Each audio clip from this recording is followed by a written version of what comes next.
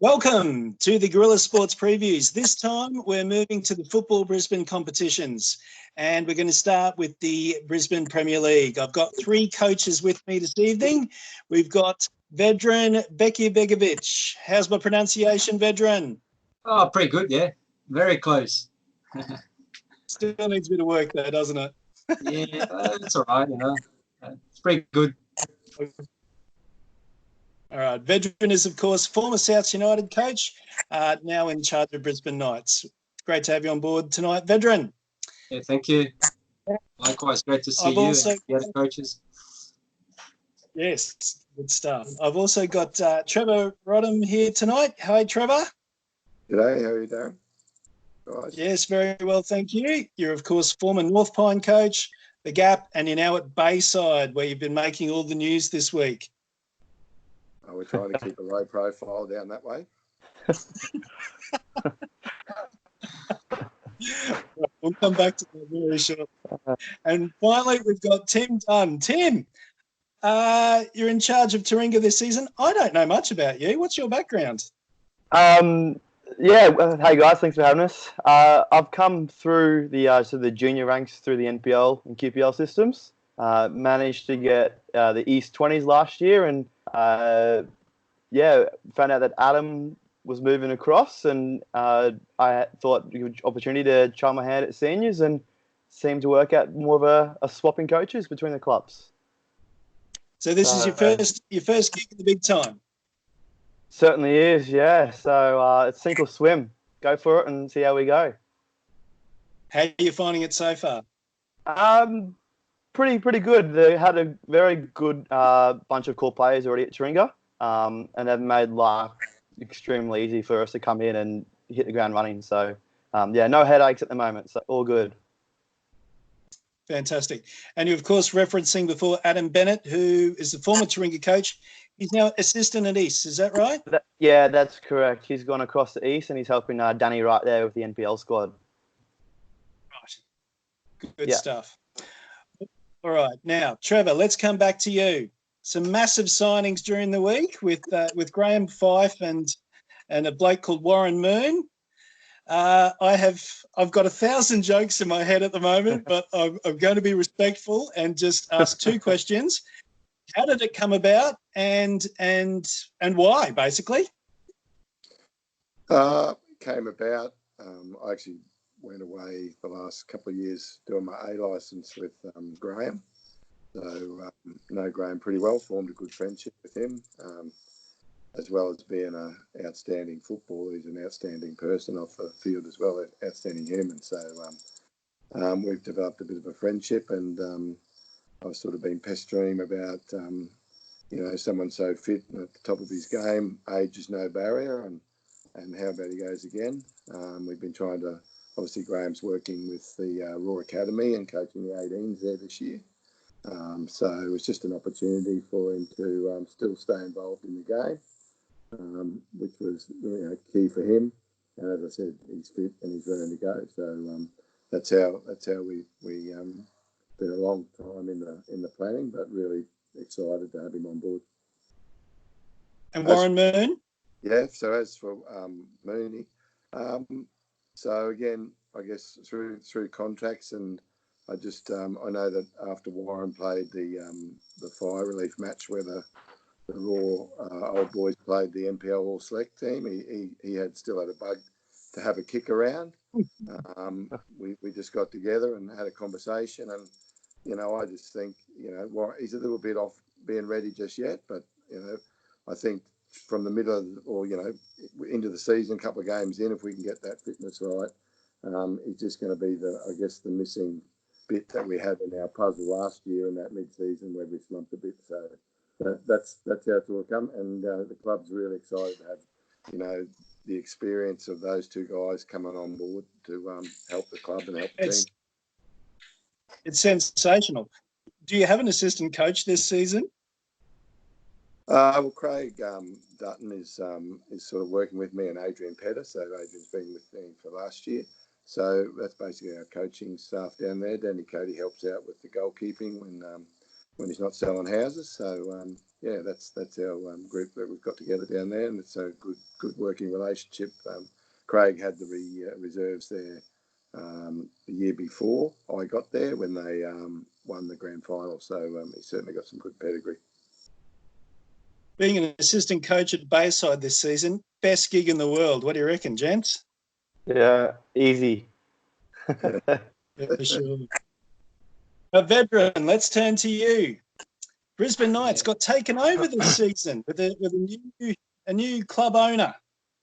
Yeah, when that's right. Are all the when are all the star-studded players coming through? Well, that's pretty late. If you ask me, as a coach, you always want to have more time to prepare your team and to prepare your players, obviously, for the season. Unfortunately, we didn't have that time, but I think, we can more than compensate with the quality that we brought in.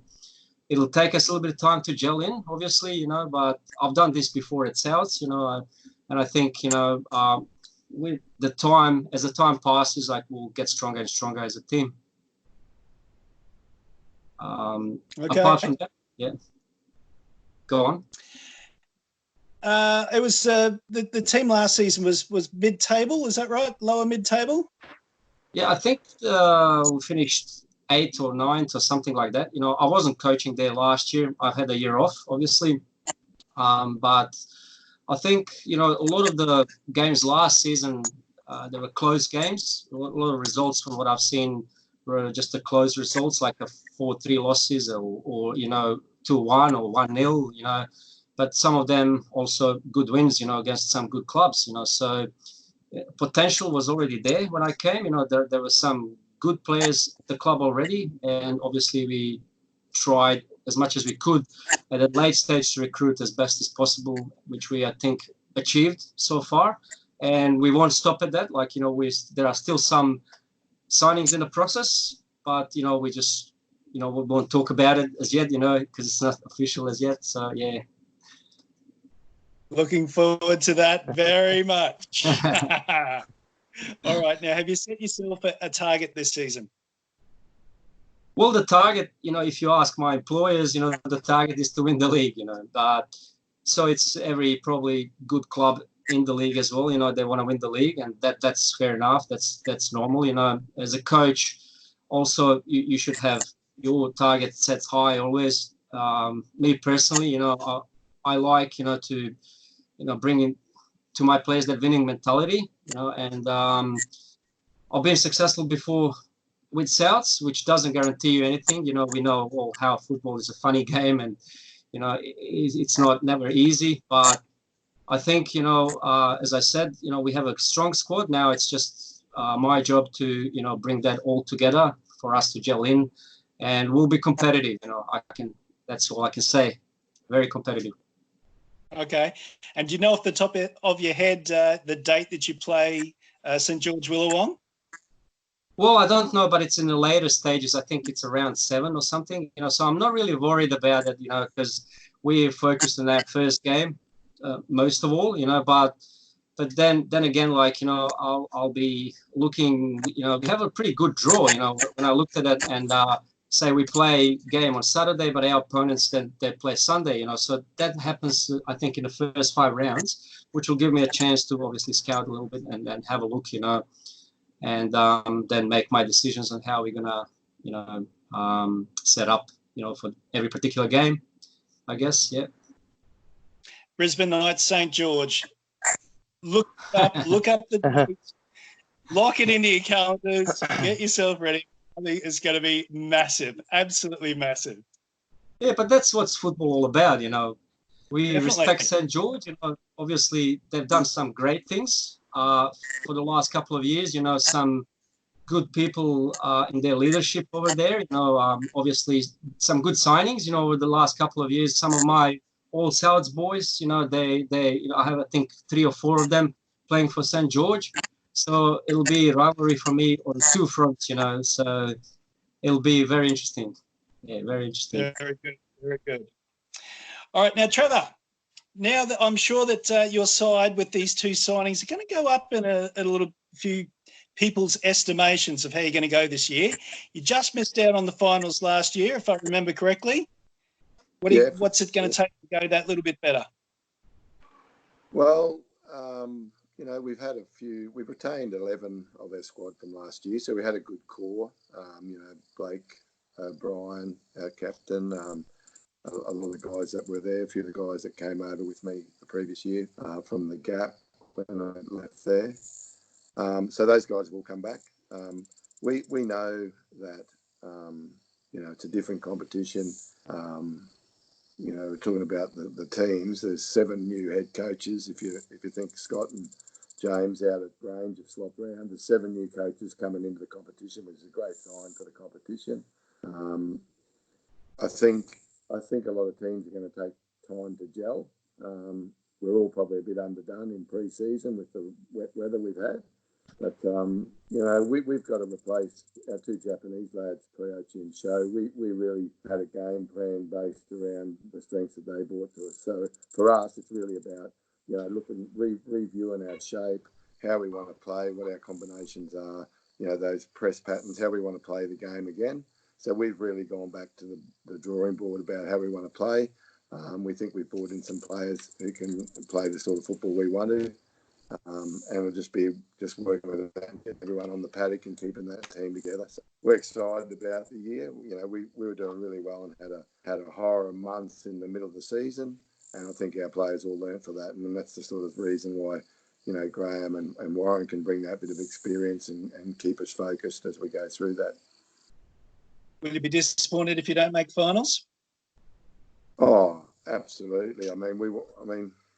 We just want to be better than we were last year. And if I think Bayside were better the year before than we were last year. Last year we were better, than the year before that. So that's unfortunately the other teams improved as well, and that's the competition. Everyone's always improving. So if you think, we came third last year, we're just going to turn up and come third again, we're going to be really disappointed. I think the quality of the coaches, the quality of the players that are coming into the league, you've got to be better to even not go backwards, I guess. And just looking at all the teams of the competition, there's no natural rivalry there, is there? Everyone's sort of all on the other parts of the town. Yeah, no, we love everyone out at Bayside. We've got no rivalries. we just want to beat the team that we're playing each week. So it's pretty simple. I'm sure there's plenty of people deep down who've got a deep hatred for us, but that's fine. We try and play the best we can and hard, but at the end of the game, we'll always shake hands and move on. Yeah, the distance could work in your favour. All right, Tim. Yes. Tell us what you've got. Tell us what you've got going out there at Jack Spear. So obviously we've got the core group of players come back in, and we're happy to stay and commit pretty early through the pre-season, which is great. So Omar, the captain up top, he's leading that for us, and Taylor in goals, who's been team of the year a couple of times recently, which is starting the core, and we got Nico and Kalani at centre back, 2 big solid centre backs that kept us by what I saw last year, and looking at some figures and stuff, is one of the lowest conceded for last year. With that back 3, it definitely helps, and we've added a little bit of depth in that back line, in that centre back spot with Zach Colson coming back from Sydney, which is a bit more pressure on those 2. So really looking forward to that, seeing how those 3 fight for the 2 spots. Be great for us. Okay, and have you set a target? Yeah, we did that through the last week, and we had the week off through obviously the cup. The squad got together and set out their targets and achievements for the year, and we believe nothing less than a sort of a top 4 finish is not acceptable really for us. Mind you, I think there's probably every team in the league could be looking at that top 4. Looking at last year, I think everyone took points off everyone at some stage. So, it'll be very, very tough to get that, but that's where we're aiming for again this year. Excellent. And Centenary Stormers, they're probably your nearest rivals, aren't they? Yeah, they certainly are. And they've just re-signed recently one of the Taringa old boys who left and's gone back there, and in Chester, he's re-signed back there. So as I know a few old members of the club who aren't quite happy with that signing. I thought he'd be interested in returning to us, but hey, that's football, so got to make sure we do a job on them early on. And how do you fancy their chances this year?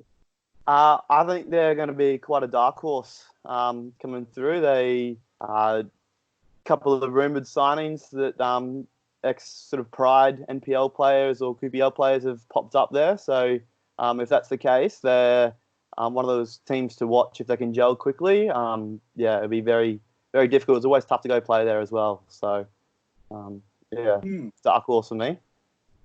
Actually, Vedran, they were the team that we had you penciled in to discuss. Yeah, What do you think? Yeah, well, along the similar along the lines what Tim says, but I've known they haven't changed the coach for quite a while. I think Ben is coaching there for a long time, and expands to the days when I was coaching with Souths in Capital One. So we had some good battles, me and Ben, in our respective clubs. So I know Ben likes to play very hard, very physical type of game, and he presses really hard all 90 minutes.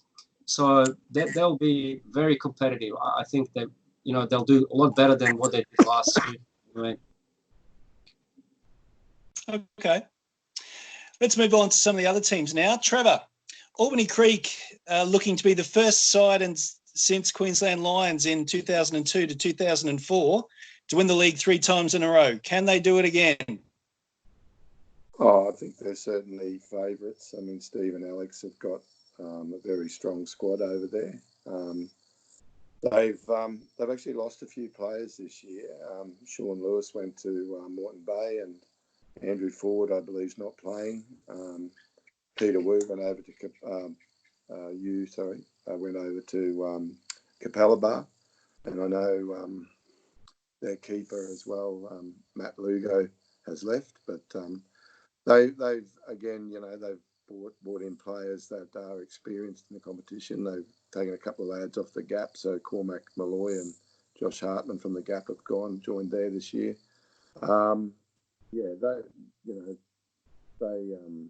They got Ryan Shaughnessy, BPL Player of the Year, scores goals for fun. So, they all things point that they're going to be at the pointy end of the plane at the end of the year for sure. I guess, like everyone last week in the Cup, pretty different sides to what they'll probably walk out in the first week. Players still using the Cup, I guess coaches are using the Cup as a make up for some trial games that we didn't have, and I think they'll take a little time to gel. They've got a really tough game first up with St George. I think they're going to be a good side this year. Are going to surprise a lot of people. But yeah, I think obviously they've also signed Jonathan Mariano, who I had a bit of association with North Byron, really great player as well. He didn't play last weekend, so I think they've lost some players, but I think they've replaced them with equal quality. So they'll be up there and probably favourites, and they probably deserve to be favourites. Well, you mentioned the loss of Cormac Malloy there. Tim, have you got any notes on the Gap and how you think they're going to fare this year? Yeah, so obviously with Cormac leaving, it's a big hole to fill through there at the centre back. And there's Josh Hartman as well. He's decided not to be there. So interesting to see who they've brought in to replace those two, and if they can match up with what they've lost there. Bit of a slip up in the preseason last week. Understand it's preseason, so minutes in people's legs. People not being probably available, but they did happen to have a bit of a disappointing loss to Lakes last weekend. So that's a bit of unsettling for them right close to the start of the season. So I think they'll be about a mid-table team personally this year. Okay. While you're hot, let's move on to North Star, the team that made the great escape last season. Yeah, so there's a new coach who's come in. So I'm not sure exactly who he is, but did hear the new coach. He's done quite well in the lower leagues. So he's stepped up into the BPL to have a nice new challenge, like a few of us. Tom Crawford's come back to North Star, which would be a great pickup for them. And just being North Star, remember always playing against North Star away is one of the hardest places to go. So if they can play well at home and pick up quite a few points, they'll be looking pretty strong as well. Sure thing. All right, Trevor, let's get back to you. And Toowong, last season's Smokies. Can they do it again?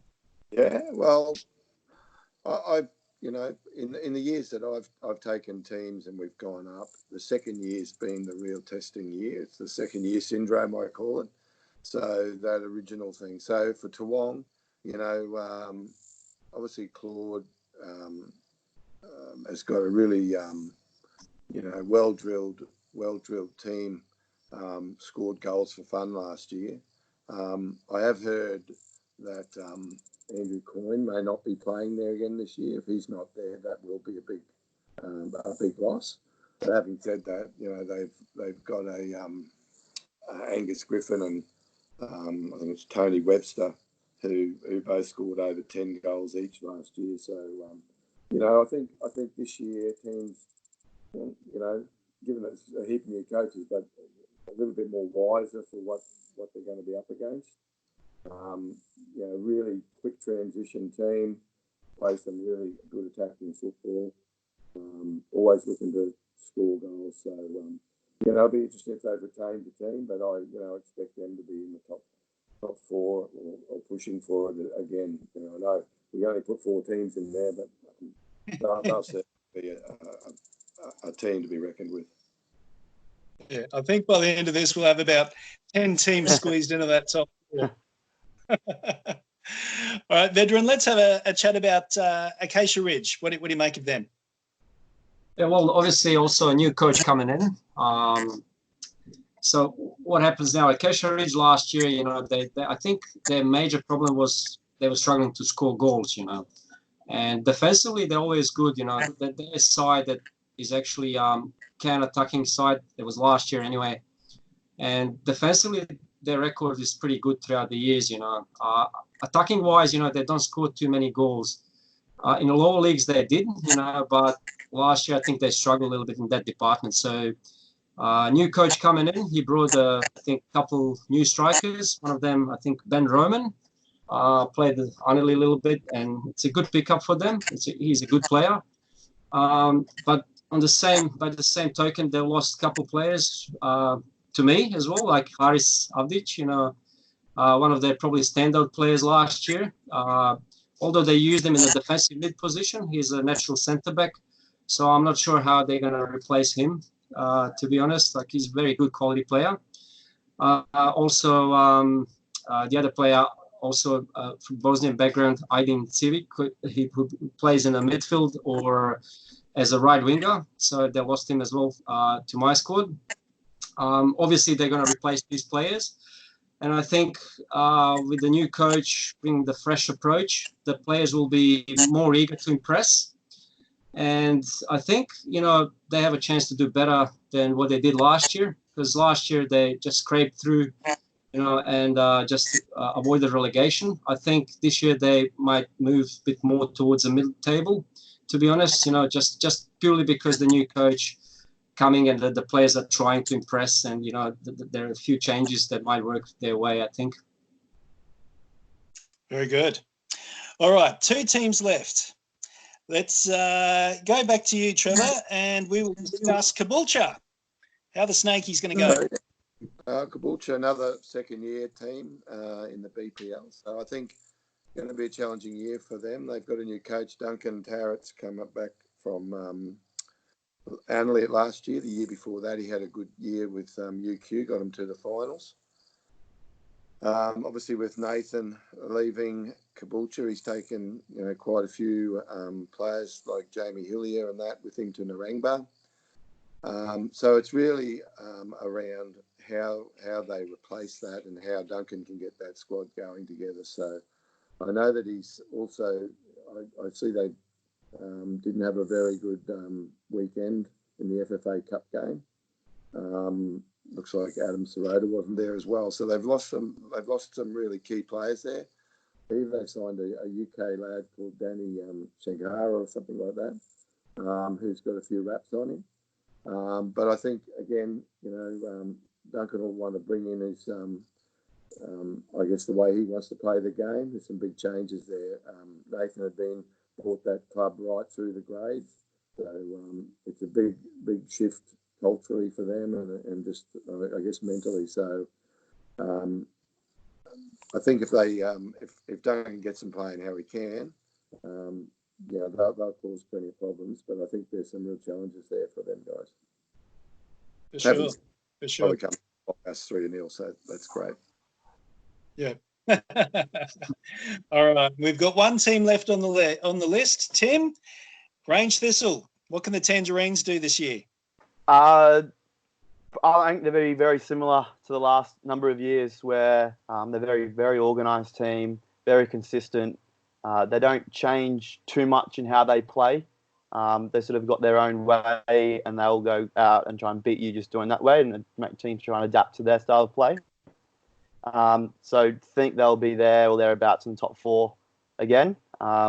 James Beatty is crucial with them. I know he's not running the squad this year as a coach, but he was still heavily involved in the coaching setup and the playing there. So definitely watch out for them. It will be a tough match when you come up against Grange, home or away. It'll be very, very tough. For sure. All right. Thank you for the chat, gentlemen. Let's finish off with the final question. If not you, who? Tim, if not you, who? I'm going to say Albany Creek. I think they've got enough quality there, enough experience with the coaching setup that they'll be up the top again. Okay. Trevor, if not you, who? It's a tough question. What I'll say, if not us, the team I think who are going to be a danger we probably didn't talk about was St George. They've added some players. I know Vedran did mention them, but they've added some real quality there. I think they're going to there is quite intimidating for teams who haven't been there before. So that'll be my team to keep an eye on. And finally, Vedran, if not you, who? Yeah, probably for me, Albany Creek again, just because of the tradition and because their experience. St George is a dark horse for me as well. But they're still coming into this league. To me, they still don't know what to expect, kind of thing. And I think but they still, as Trevor said, they have a great quality. Their team is full of good players. So yeah. Out of these two teams, if not us, then yeah. All right. Well, gentlemen, thank you very much for your insights this evening. It's been great talking to you. Great to finally get four pictures in our screen for once, and I really appreciate your time. And as I said, great insights. Thank you very much. Thanks, guys. Thanks.